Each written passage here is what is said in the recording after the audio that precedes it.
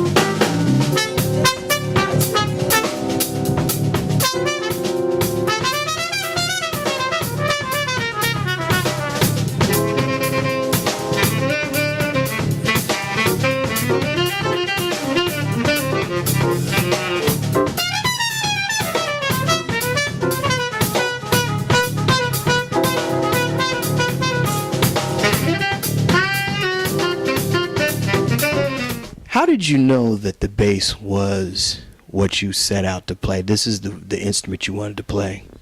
Well, I don't know. I mean, I guess that you could say the first thing I really learned on any instrument was bass, because my dad was showing me the left hand part, like some Boogie Woogie things, and I was playing the left hand, the bass lines, and he was playing the right. So that was the first thing I think anyone ever taught me on the piano or any instrument. So maybe that's how it took hold initially. I don't really know, but I was always interested in drums and bass, and sort of rhythm section. So when I picked it up, I was in my early teens, and it just kind of came naturally. So it's kind of what I stuck with.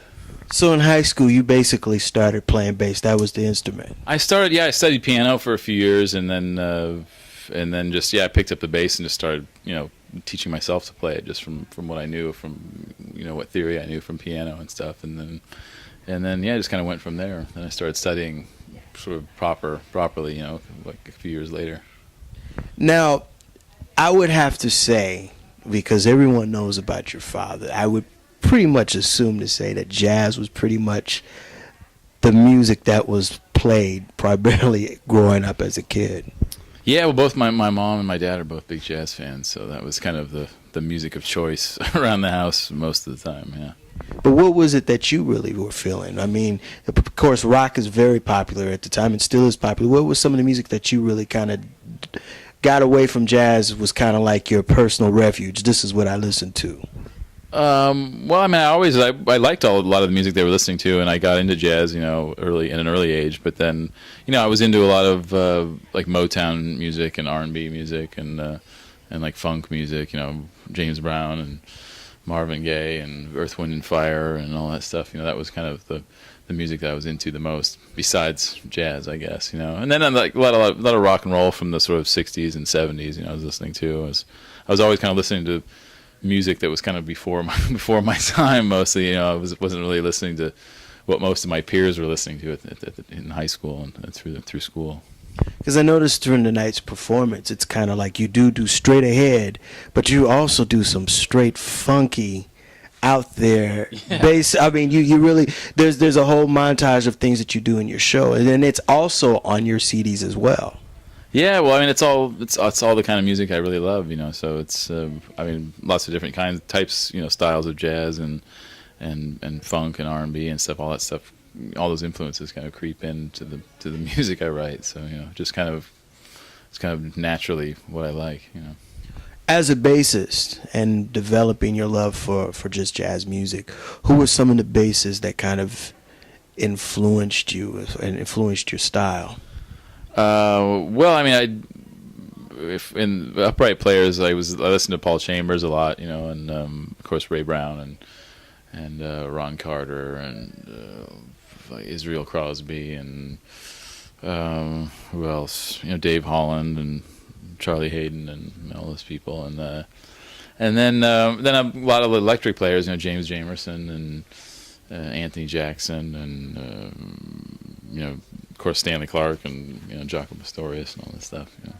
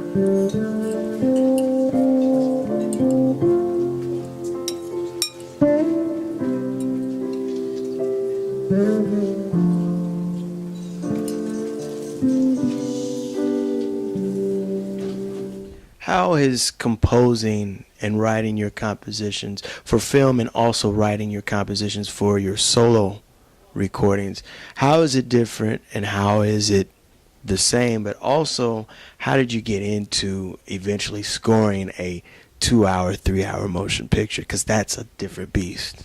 Yeah, it's a lot different than writing, you know, music for yourself and doing an album, you know, especially when you're doing a jazz album, which is sort of all about being free to kind of do what you write, what you want, and play how you want. But really, it just kind of it's progressed naturally. I just started writing little bits and pieces of music for some of my father's films, and I started working, playing in orchestras a bit, you know, here and there, you know, in the bass section for on film scores, and that's kind of how I got my initial exposure to seeing how it was done, you know, and watching Lenny Niehaus work and playing some of his orchestras on some of my father's film scores, and really I just kind of naturally kept working up to doing more and more bits of music until I finally started doing the whole scores and working on them with my father and then doing them myself. What is it like working with your dad as far as, because the different movies that you have scored, I mean, The Rookie to Invictus, I mean, I mean, there are just so many stories.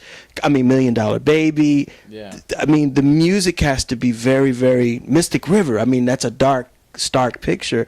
Yeah, he likes a lot of that subject matter, but yeah, I mean, it's kind of tricky, you know, because you have.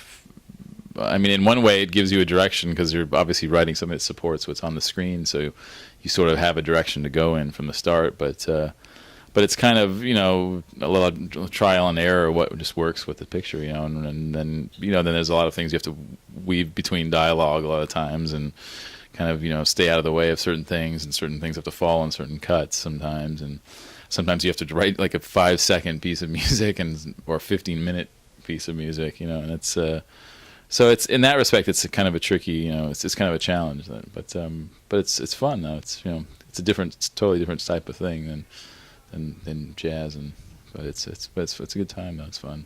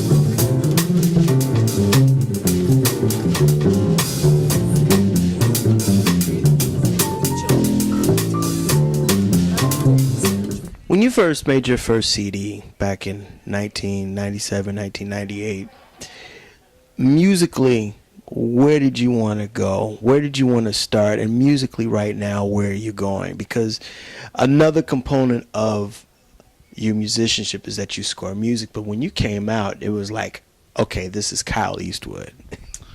Yeah, well, that was Larry Klein produced my first album with me, and we both had, this love of sort of the Miles Davis and Gil Evans records, and so we kind of got it in our heads to like maybe do a couple tunes that kind of had that instrumentation, with all the brass, and woodwinds and stuff, and so we did a few tunes with that Vince Mendoza arranged, a few originals and then a few cover tunes, and so that was kind of, I just pretty much played acoustic bass on that record, and then I don't know, I mean, I've kind of gotten back more into playing more, sort of half and half electric and acoustic now, so. I don't know. I've gone more just writing more originals, my own tunes, and for writing specifically for my band, really. Musically, where you want to go next? What is Rendezvous going to allow you to do now that you're with a major label that understands the vision of where the musicians ought to go? Well, I just recorded a new album at the end of August, and it's coming out next year. It's pretty much, I did it with my sort of regular working band that I have in Europe, and we did it pretty much live, really, in this at a friend's house in France. We just kind of set up. We brought a bunch of studio equipment down and set it up and recorded it in the living room. So, really, yeah, some of them, it's kind of a band project a bit. There's quite a few co-compositions on it, and it's kind of represents my kind of regular working band in Europe.